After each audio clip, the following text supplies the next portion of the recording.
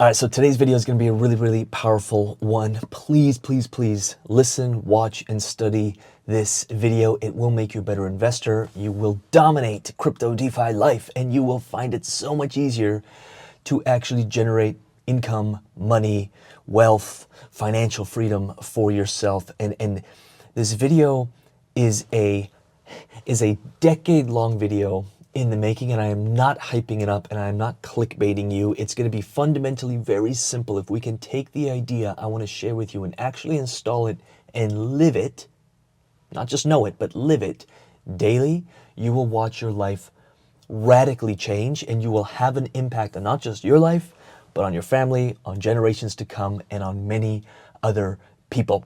And this video is a creation, is a child of many years of pain.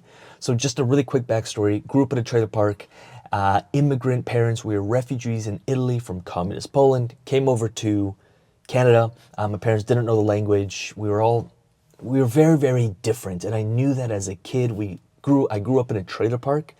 And just to add a little more context to this, where the obsession over money and understanding finance and just understanding and wrapping my head around, why do some people have a lot and why do most people like us seem to have nothing?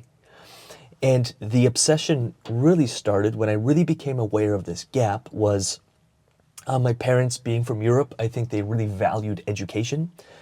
So there was a school in Kamloops that was I guess a private school or funded by parents.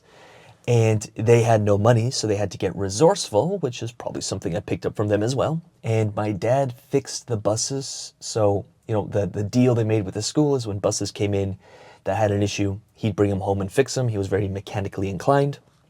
And my mom drove the bus for the school. So it was very convenient for her because I'd load up on the bus in the morning, she'd drive me to school and, 30 other kids. And then after school, we'd drop all the kids off and then she'd come home with me. So no babysitter needed. So they were very resourceful. That's how I got into the school. The problem was I grew up in a trailer park, and these kids, in my eyes at the time, were super rich. Looking back at it now, they were probably middle-class families. They had a house with a bit of a yard, a pool in some of the backyards, and a basement, which to me was like, I just remember being a kid and going over to friends' houses sometimes. And if they had a basement, I just knew they were rich. I was like, you guys live in a mansion. This is like the stuff I see in movies. And if I see a pool in the back, I was like, whoa. My friend Graham, I always thought I was like living in a movie. Because every time I went over to his house, which now that I'm like a freaking adult, I'm just like, it was pretty much your average house. Nice house, but average. Whereas for a kid in a trailer park, it was like heaven. But it created this gap because I'd go to school from the trailer park, and these kids were all rich in my eyes. And I got bullied for it, created a lot of internal conflict. I remember making my mom cry because I came home one day and they worked so hard and gave everything to me and my sister. Like, they sacrificed everything to give us a better life in Canada. But as a kid, I didn't know that. And I came home and she asked me why I don't invite my friends over. And I'm like, I don't have friends because we live in a trailer park and I would never bring them here. And I remember her just breaking down crying, which I can't even imagine the tough kind of life they had, trying to make it in a new country, new culture, raising 2 kids. Like, I can't fathom it. But, as a kid, you don't understand that. So I've forgiven myself for that, but it still bothers me that I said that. The point I'm making is very early on, I asked the question, why do these people have stuff and why don't we? And that question I've never stopped pulling on that thread, because there's also levels to the game. And I'm going to share one thing in about a second. I'm just getting us ready for it. I really hope we can install this key idea. So the game to get to $100,000, let's say, is very different than the game to get to $1 million, is very different to get to 10 million, is very different to get to 100 million. And I've met people who are worth millions, tens of millions, and recently hundreds of millions. And I can see and ask, but see the different game they play, but it has to be done in sequence.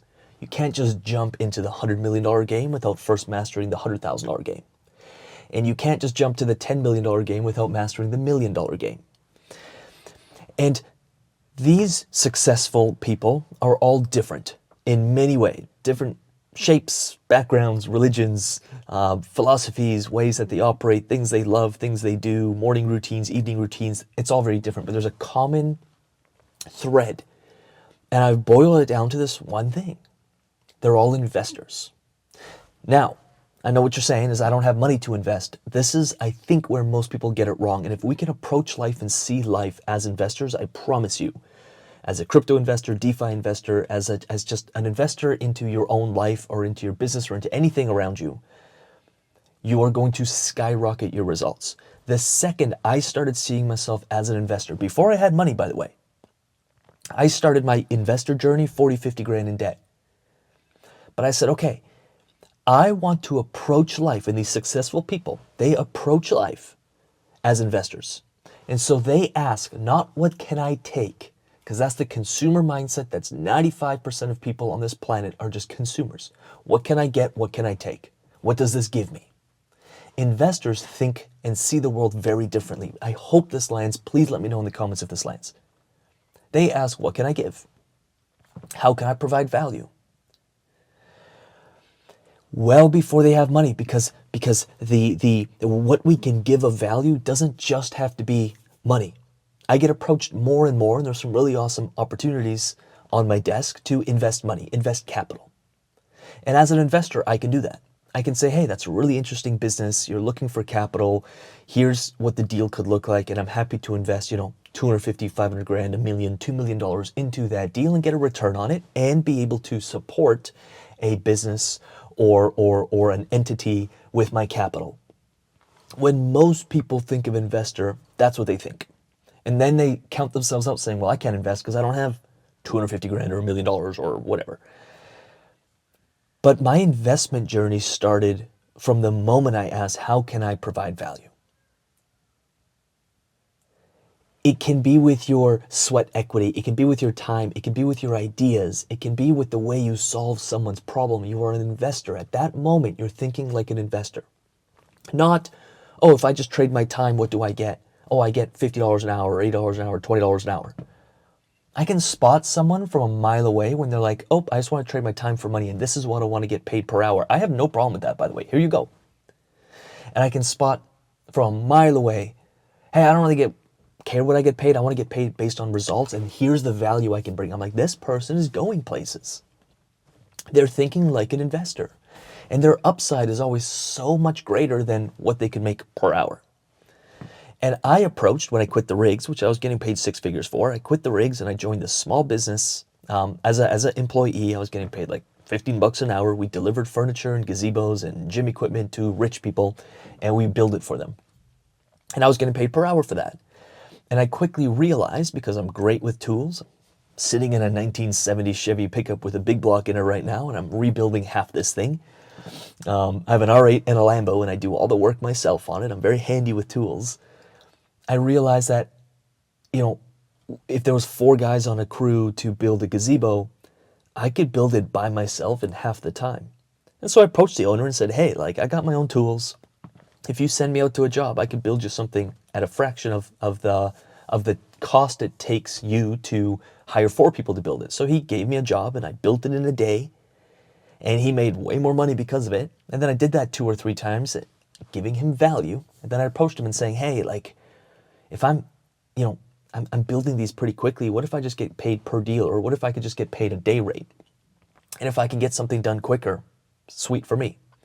And so he agreed to that. And eventually, I was making a lot more money. Eventually, he gave me the company truck because I didn't have money to buy a vehicle. So now I had a vehicle to drive. And it started clicking for me. Approach life as an investor. How can I give value? How can I provide value? How can I add value? How can I help? What can I add? And you do that for long enough, you start realizing the compound effect of everything you're receiving in return. That's all an investor is.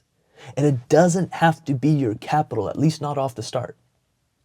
Eventually, you'll have capital, and now you can just deploy that capital, which is an awesome place you can get to, but no one gets there without first becoming an investor.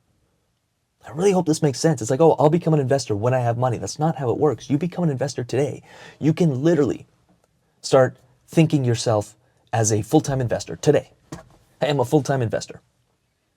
I invest my thoughts, my time, my ideas into whatever it is you're investing in. Even if you're part of a company, find ways you can add value. Be an investor for that company. You start doing that. Please let me know if this lands. You start doing that, eventually you'll be like, oh, wow, I have a lot of capital too. Let me start deploying this capital and now having my money work for me. Crypto and DeFi being one of them, but as you hit bull runs and you cash out, maybe you'll invest in businesses or things that you want to be a part of. Really hope this lands. If that is the one thing that when I meet successful people, financially successful, but also successful in all areas of their life, they are always asking, what can I give? How can I help? How can I add value? They're always thinking that. They are investors. Even if they lost all their money, they'd still be full-time investors. That's just the way they approach life. And this shit is not taught in school, and it pisses me off. We're taught to consume, and for good reason. That's by design. Like if this YouTube channel can just turn regular people like me and you into investors, thinking like investors, it's like the world would literally, our economy, the world, your community, everything gets better for it. When you start becoming someone of value who provides value and looks at the world as an investor. Literally, that's like my deepest desire. It's like why we started all this. It's like when I discovered that and how I've seen my life just compound in results. It all started with like, okay, I'm a full-time investor. I have minus $40,000 to my name, but I'm a full-time investor. I may not have capital to invest, but I have a lot of other things I can invest. Oh, I hope just one person gets this message. One person. If that's you, do let me know in the comments. Like, subscribe at Rubixinator on Instagram. I talk about this kind of stuff a lot. Very passionate about it. It's changed my life. I know it can change yours. At Rubixinator. Give it a follow. Shoot me a DM. Say you found me on YouTube. Let's connect. And of course, like, subscribe. If this channel or this video could support you or someone you know, share it with them. Let's turn more people into investors. And with that said, we'll talk to you soon. Peace.